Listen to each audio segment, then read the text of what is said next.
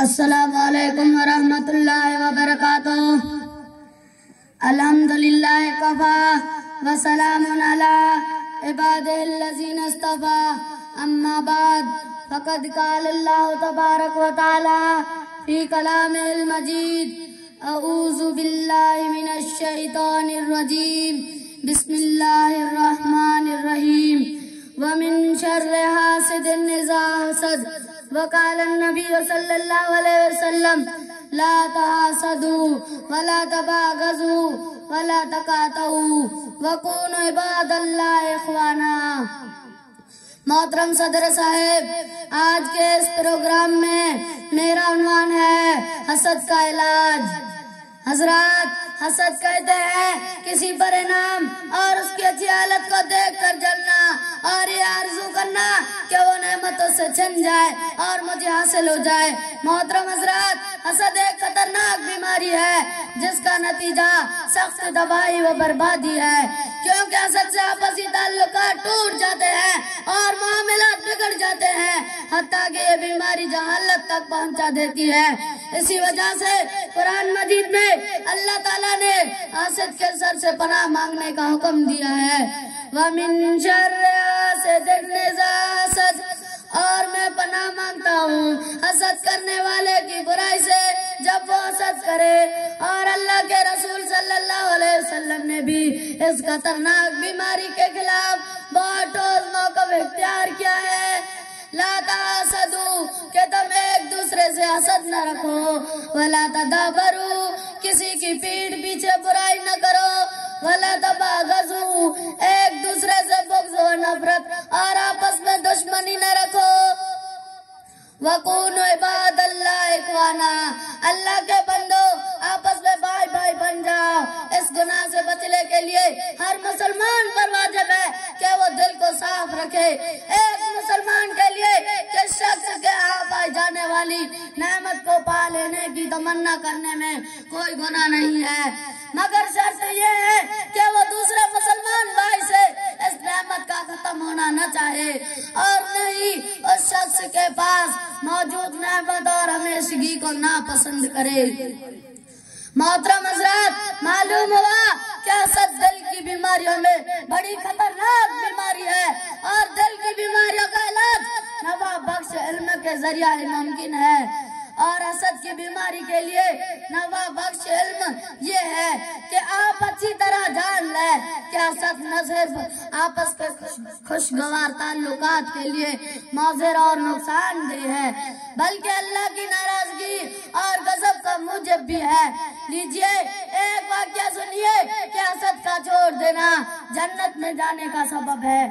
حضرت انس رضی اللہ عنہ بیان کرتے ہیں، ہم لوگ ایک روز نبی کریم صلی اللہ علیہ وسلم کی خدمت میں حاضر تھے کہ آپ صلی اللہ علیہ وسلم نے فرمایا، ابھی ابھی اس پہاڑی راستے سے ایک جنتی شخص نمودار ہوگا۔ چنانچہ ایک شخص نمودار ہوگا جس کی داڑھی سے وضو کے پانی کے قطرات ٹپک رہے ہیں، اس نے اپنے جوتے اپنے بائیں ہاتھ میں لٹکا رکھے تھے اور آ کر حاضرین کو سلام کیا۔ اگلے روز نبی صلی اللہ علیہ وسلم نے وہی بات ارشاد فرمائی، چنانچہ پھر وہی شخص نمودار ہوا۔ جب نبی صلی اللہ علیہ وسلم مجلس سے تشریف لے گئے تو حضرت عبداللہ بن عمرو و بن عاص رضی اللہ عنہ اس جنتی شخص کے پیچھے چل دیے، حتیٰ کہ اس کے گھر پہنچ گئے اور کہا، محترم، میرا اپنے والد سے جھگڑا ہو گیا ہے اور میں نے اپنے والد کے گھر میں 3 دن تک داخل نہ ہونے کی قسم کھا لی ہے۔ اگر آپ مجھے اپنے یہاں رہنے کی اجازت عطا فرمائیں تو آپ کی مہربانی ہوگی۔ اس شخص نے حامی بھر لی۔ حضرت عبداللہ بن عمرو و بن عاص رضی اللہ عنہ ان کے پاس 3 دن تک قیام پذیر رہے، مگر انہوں نے اپنے میزبان میں کوئی زیادہ شب بیداری وغیرہ تو نہیں دیکھی۔ البتہ جب وہ اپنے بستر پر کروٹ بدلتے تو اللہ کا ذکر کرتے اور روز مرہ کی گفتگو میں بھی سوائے بھلائی کے کچھ بات نہ کرتے۔ حضرت عبداللہ بن عمرو و بن عاص رضی اللہ عنہ کہتے ہیں، قریب تھا کہ میں نے ان کے اعمال صالحہ کو معمولی قسم کے اعمال خیال کر لیتا۔ جب 3 دن گزر گئے تو میں نے عرض کیا، اے اللہ کے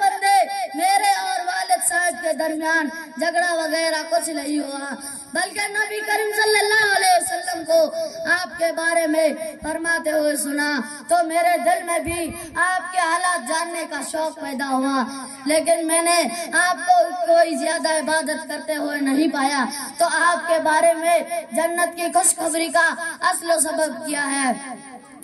اس نے کہا بھائی میری زندگی کے معمولات تو وہی ہے جو آپ نے دیکھ لیے۔ جب میں واپس جانے کے لیے پلٹا تو انہوں نے مجھے آواز دے کر بلا لیا اور یوں گویا ہے آپ نے جو میری نیکی وہ عبادت جو کچھ دیکھی ہے اس سے زیادہ میرے پاس کچھ نہیں۔